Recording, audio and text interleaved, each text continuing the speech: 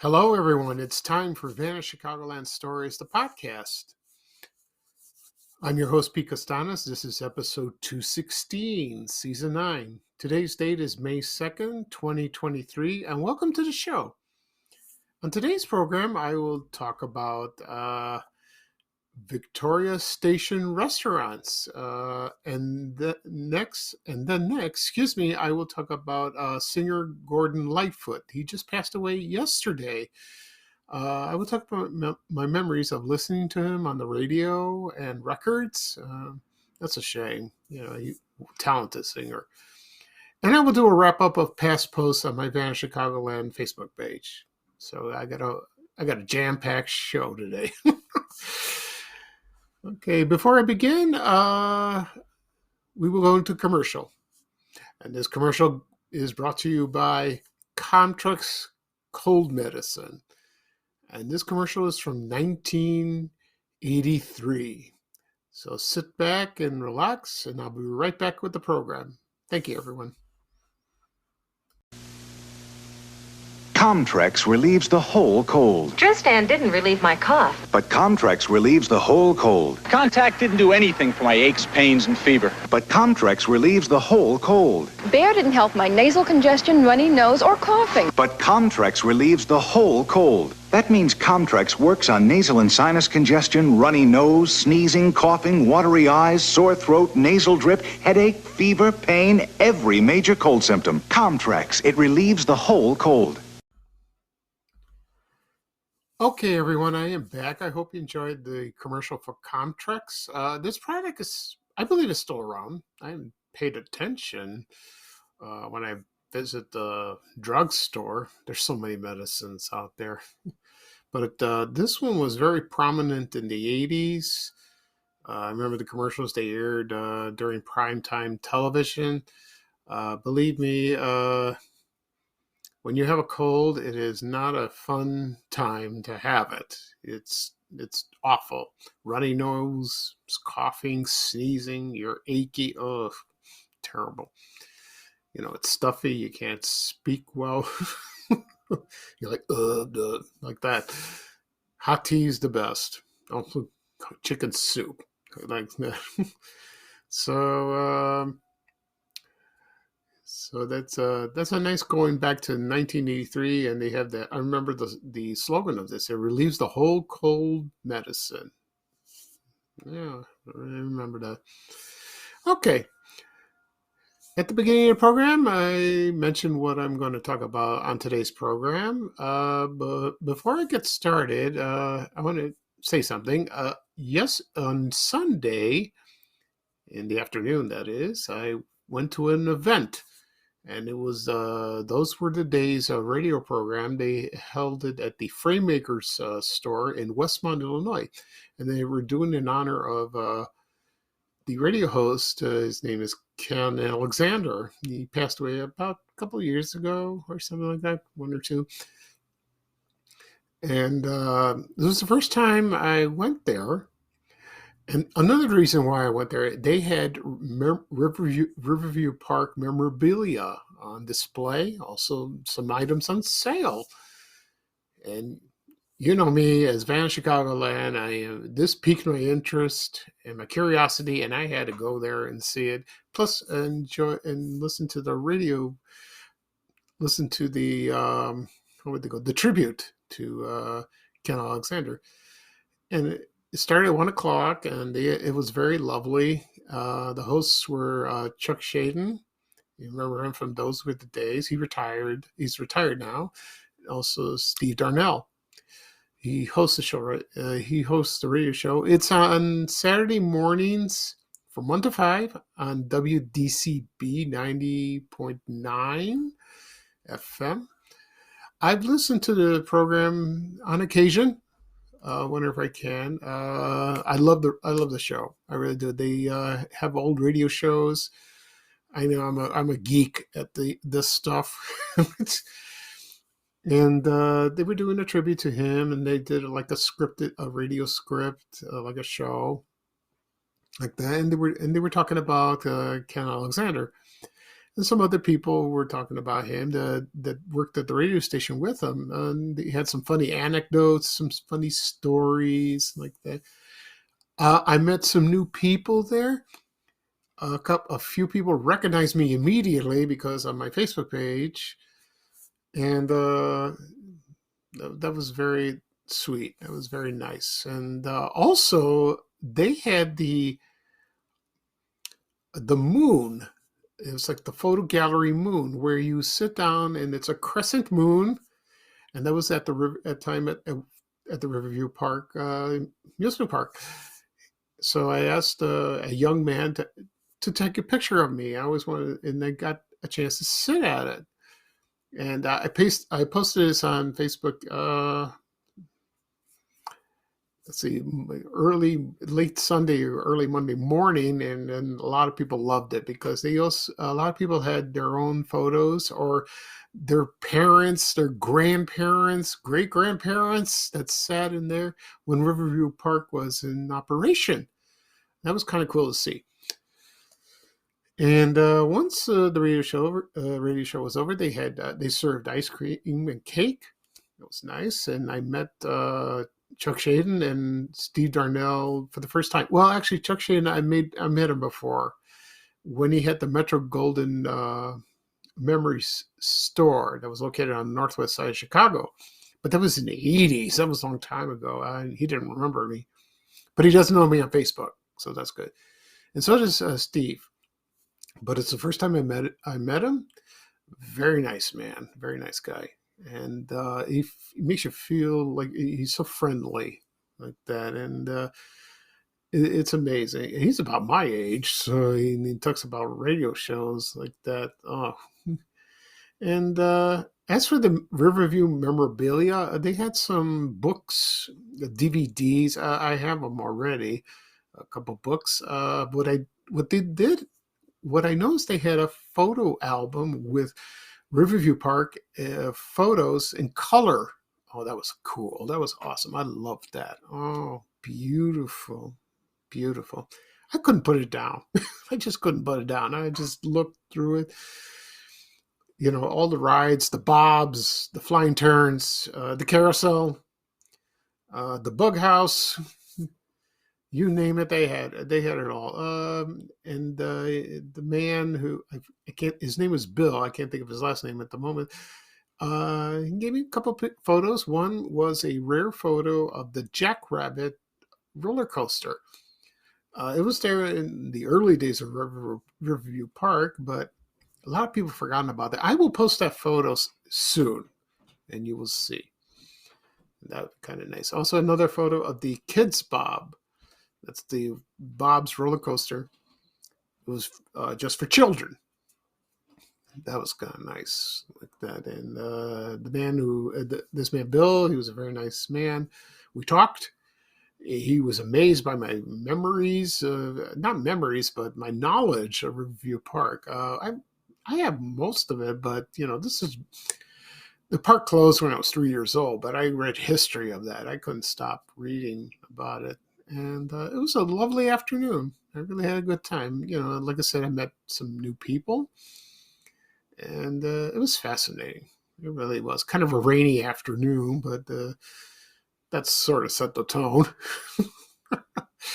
like that. And so that was great. That really was. So thank you, everyone who have held the event there. I appreciate it. It was I enjoyed it. I really did. Okay. Oh, by the way, the moon is still available through the summer. So if you have a chance, if you're in Westmont, Illinois, go to the Freemakers store. That's at 10 Cass. I don't know if it's South Cass Avenue or North Cass Avenue. It's by the railroad tracks. just go there for a visit and sit by the moon, or you can call them. I don't have the phone number, but you can find it online. Give them a call and ask. It is there. Um, I don't remember the man's name, but it is. There's a sign that explains everything about the moon that was held at Riverview Park. It's kind of cool, like that. Okay. All right, on to the show. Right now. I'm going to talk about Victoria Station restaurants. Somebody mentioned this. Sent me an email, and he said, "Why don't you talk about this place?" And I said, "Okay, I will do that. I have a history of that. I'm going to be honest with you. I have never went there. Never. When I was a little kid, I remember seeing this somewhere, and maybe in the newspapers or maybe a postcard, but I never visited there. I never dined there. So I will explain right now. So it was a steakhouse restaurant, and it was railroad themed. And that was founded in April 1969 in San Francisco, California. The men that founded they were Robert Freeman, Peter Lee, and Richard Bradley. And they all got together, and they opened this restaurant, and it consisted out of 5 boxcars and 2 cabooses. And that was located at the Embarcadero. That's a famous tourist attraction over there. I've passed by, I've never seen it. I've been to San Francisco maybe once. Yeah, one time I went there. And it was a hit. It really was. And then it just expanded,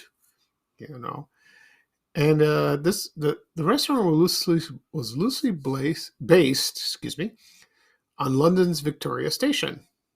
Okay, and like the decor. So you're like on a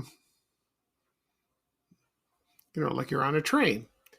And on every entry platform to each restaurant was a London-style phone booth. And I found the menu of the place. So I'm going to read the items, what they had. So here we go. For example, platform 1 had a salad bar. It was called the baggage cart salad bar, or station master soup. So they had that. Okay, platform 2. It was their famous roast prime rib. It was beef. So it's like that. It's not separate. The platforms is separated by the menus. I just want to verify that. Don't get confused. It's not by the carts. Okay. So they had prime rib. They had beef ribs, top sirloin. They had hamburgers, teriyaki chicken, shrimp Victoria, and soup, Southport Seafair, all kinds of seafood, like for example, sole. That was with sole stuffed with crab, shrimp, and cheese. Well, that sounds good. I'm not a big fish person, but that's okay. And you also had a combination of all those items I just mentioned. Okay. Platform 3 was like stuffed mushrooms and served in a skillet. Also zucchini squash, long grain rice. These are side dishes. Baked potato trimmings and Wimbledon fries. So it's very English like that. And platform 4 was dessert. You have New York style cheesecake with fruit topping, chocolate mousse, and whatever beverage you would like to order: coffee, tea, milk, soft drinks, anything like that. Okay. And they did open in Chicago later on. I don't know exactly when. Probably mid-70s, something like that. I found an ad from 1980 of the 4 locations that were in the Chicagoland area. And I'll read them off to you. And here we go. The first one was in Northbrook, Illinois, at 200 North Skokie Boulevard. The second one was at Niles, 7800 Caldwell Avenue. That's North Caldwell, or as it was Caldwell. I think it's North. Yeah, it's either. I'm not sure. Okay, the third one was in Schaumburg, Illinois, at 675 Mall Drive. And the last one was in Villa Park, at 298 West Roosevelt Road. Okay. And let's see. So somehow they had some financial difficulties in the mid 80s, and then they closed, in Chicago and other locations in the United States. They would, so they started selling them like that. And then someone bought them, and then they restructure it, and wasn't the same like that. And then it went out of business in 1992. And the last remaining restaurant was in Salem, Massachusetts, and that was in December of 2017, not too long ago. And then, but they had a chain in Malaysia, according to some sources. I don't know if you're in Malaysia, help yourself if you want to go. Like that. But a lot of people remember the food and the atmosphere, and like you're boarding a train. They enjoy it. From what I understand, the food was pretty good, according to some people. I'm glad about that, but it's a shame I haven't dined there, because that was sounded like a very interesting concept, for that at the time, like that. Okay. All right. So next up, I will talk about singer Gordon Lightfoot. His death was announced yesterday. He died, May 1st, 2023. He was 84 years old. He was a singer-songwriter, guitarist, and he sang folk music. He was born in Ontario, Canada. That's where he got his start. I saw a video on YouTube, and he was interviewed by Alex Trebek of Jeopardy because they were both from Ontario. And it was kind of cool. It was Alex Trebek didn't have the mustache, and Gordon Lightfoot didn't have the beard. They were so young, and it was a very interesting interview like that. And Gordon Lightfoot had so many songs. He sang so many that are still popular to this day, and they're played on the radio all the time. And I listened, so my memories of him was listening on the radio. Like, for example, in the 70s was WLS AM and FM, or WFYR. Remember that 103.5? Or I don't know about not WLAK now. Just like the adult contemporary stations like that, but mostly WLS and WFYR like that. And can't think of another radio station. So I will read the songs that he's best remembered. He started singing songs around in the 60s, but they were not well known in the United States. They were mostly in Canada. I listened to a couple of them. They were pretty good. But let's see. The first first number one hit was "If You Can Read My Mind." So that was a cool song like that. Others were "Beautiful." So a beautiful love song like that, and they played that. One of his biggest hits was "Sundown." Oh, I love that one. Every time you heard the first verse of that, that's a classic. No problem like that. The next big hit he had was "Carefree Highway."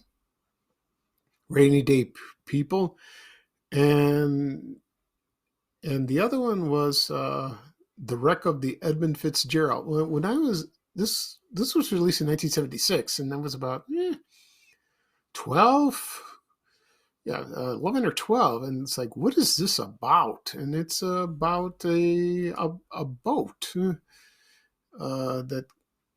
that was sunk in Lake Superior on November 10th, 1975. So I had to do some history like that. But a lot of people like that song. It sounded kind of depressing, but it was very popular. So in the 80s, he had a few hits, not much in the 90s, but he still performed in concerts or in venues. He performed in the Auditorium Theater in Chicago in the 70s, I believe. I don't know where, I'm not sure where else he had performed. Um, not sure about that. But he was a great singer. He was wonderful. He really was. Okay. And it's a shame. He had battled a lot of health issues. So, but people still flock to see him. It doesn't matter. And he still sang the classics. He didn't mind doing that. Not at all. Okay. I didn't buy any albums of from him when I was growing up, but I do have his song. I have most of his songs on Apple Music on my computer. I listen all the time, and it's great 70s songs. Makes you feel good. Okay. Right now, I'll take a quick break, and I'll be right back. Thank you, everyone. Okay, everyone, I am back. Right now, I'm going to talk about past posts on my Facebook page. I don't have much, so I'll just breeze through it. So let's see. So here we go. The first post, this is from April 12th. It's a carton of Seal Test vanilla ice cream. Oh, when I saw this picture, it was gorgeous. Everyone misses this ice cream. And it's vanilla, and that's wonderful, like that. Oh, they miss it. A lot of people said to me, "Why don't you find something with Walgreens ice cream? Like in the old days." And I go, "Okay, I'll try to find it. It's not easy, like that." I used to see that when I was a kid. It was kind of cool. The second photo I have is the entrance to Carson Peary Scott and Company, the department store that was located at the Lincoln Mall in Madison, Illinois. And there was and also there was an entrance to a store called Printers Inc. and Delmler's Ice Cream Parlor. A lot of people remember this ice cream parlor because there was one located in Evergreen Park and at the Evergreen Park Plaza, the shopping center. And this is credited by the Madison Historical page. So that was kind of cool. A lot of people miss this mall, but it's torn down. It's gone. I think it's the 50th anniversary this year, I believe. So I will do a podcast episode about that. If it is, then I will do that. Okay. Next up, here's something I've totally forgot, but I do remember this. It's a box of laundry detergent from Sears, and it's called Sears Heavy Duty Laundry Detergent. I remember that because it was a very colorful box, and it was like 48 pounds. That's a big box. And according to some people that commented, it was a very good product. I don't know how long it was on the market, probably quite a while, but this box looks like it's from the 70s. So because it's very colorful, it was red and yellow, white and blue, and with the classic Sears logo, like that. Okay. Another one post I did was it's a menu from Mama Bat's Restaurant and Lounge that was located in 112 East Cermak Road in Chicago. And they served Jewish food. I think it's Jewish food like that, but it looked delicious. They had brisket, matzo ball soup. Oh, that sounds good. I like that. And a lot of people mentioned they missed that place. They used to go to the White Sox game. They stop off there or any event. And I don't know when it opened or closed. Maybe someday I'll talk about this restaurant, get some information like that. Okay, and let's see what else. I found a bonus coupon from Dispense's Kitty Kingdom. That's alongside Dispense's Castle of Toys. It was located in Oak Brook Terrace, Illinois. Now I hear the song in my head. So, kids are king, infectious song like that. Okay. Another post I did was I posted this old TV set. This one was Zenith black and white TV set. It looks just like the one I had in my bedroom. I had it in like the late 70s and 80s. And I showed the snow where, when some of the stations went off the air, after they sang the Pledge of not the Pledge of Allegiance, the Star Spangled Banner, like Channel 9 or other stations, But at the time, some of them were 24 hours a day. They started showing that. So maybe it was Channel 7, Channel 2, whatever. And when I saw this TV set, it brought me wonderful memories. I used to watch shows late at night when I was in college at DeVry. I watched David Letterman, Johnny Carson, David Letterman, sometimes an old movie, or NBC News Overnight. After that, where I couldn't sleep or I needed a break. And it was so cozy when I'm in my bed watching TV, but it was black and white, which is kind of cool with the antenna like that. Okay. Next up, what do we have? Another vintage photo from Crocs and Bertano's bookstore that was located in 29 South Wabash. Oh, everyone's favorite bookstore they miss in Chicago. I wish it would come back. I love this store so much, and I miss it. Oh, I miss it so much, and so do other people. That was great. Next up, I found an ad. It was at Jewel Food Store. It was Salerno cookies. The odd thing about it is the cookies were on display, but there's no butter cookies. There were other kinds, like, for example, ice oatmeal, coconut crisp, almond windmill, assorted sugar wafers, royal stripes, and royal grams. Oh, I love royal stripes. That's my favorite. And also they had crackers on sale, unsalted top crackers and saltines like that. So you have a choice. That's a beautiful ad. The cookies are still made. So not the same, but they're still made.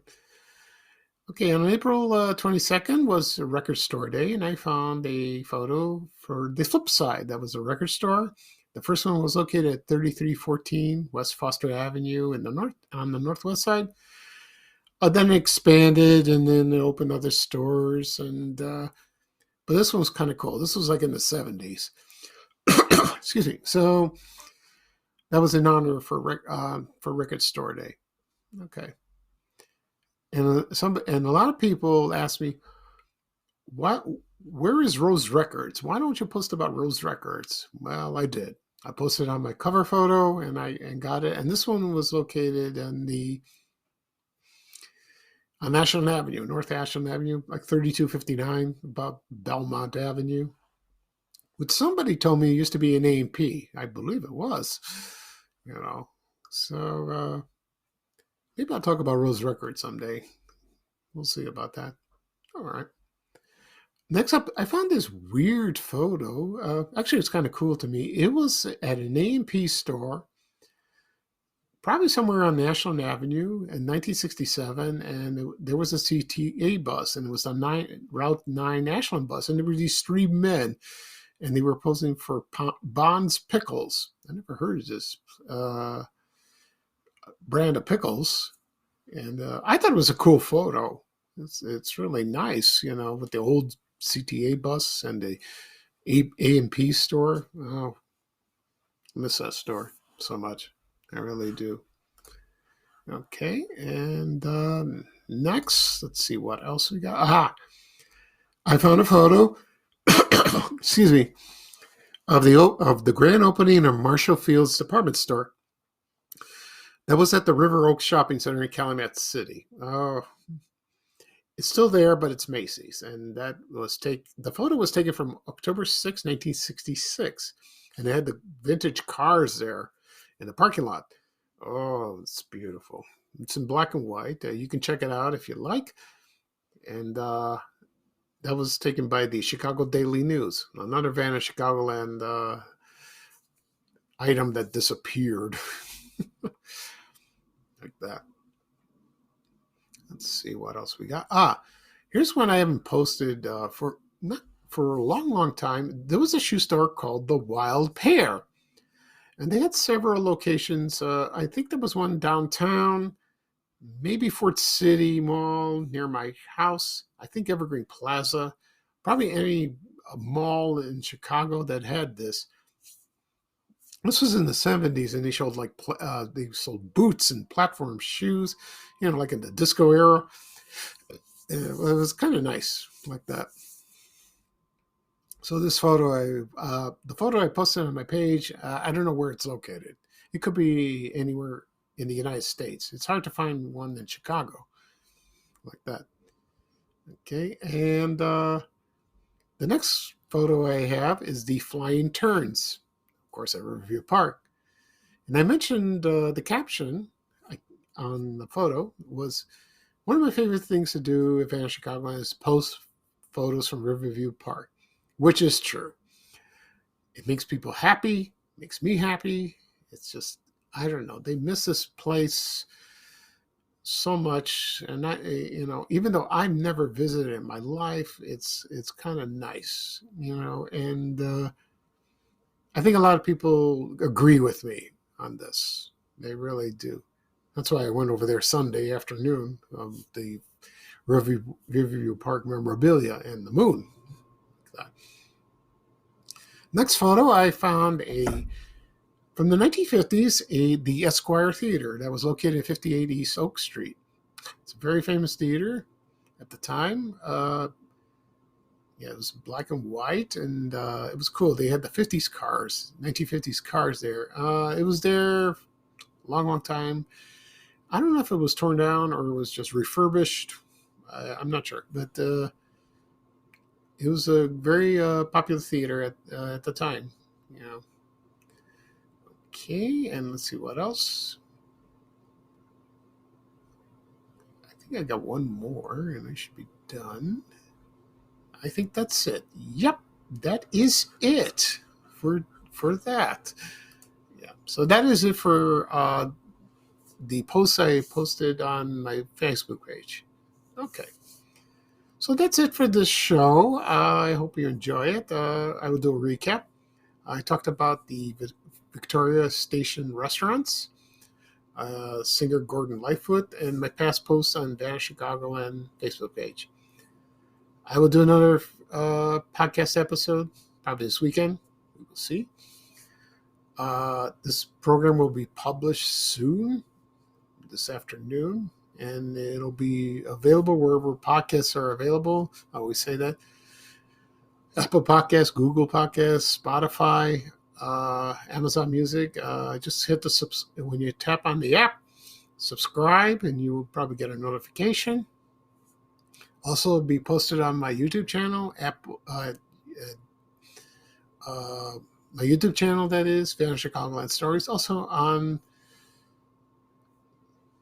my social media accounts, Facebook and Twitter, plus my website, vanchicagoland.blog. Okay. I'm sorry I'm rambling a little bit, but that's okay. So I'm glad I did this program. It was very informative and, jam-packed, just what I said in the beginning of the show. Okay. So this is Pete Costanis, your host for Van Chicagoland Stories. Thank you for joining me and listening to me. I had a wonderful time talking to you. Uh, so right now we'll close the show with Ray Rayner with a little traveling music saying bye bye bye. So here's bye bye for me. So take care, everyone, and so long. We have to go. Bye bye bye.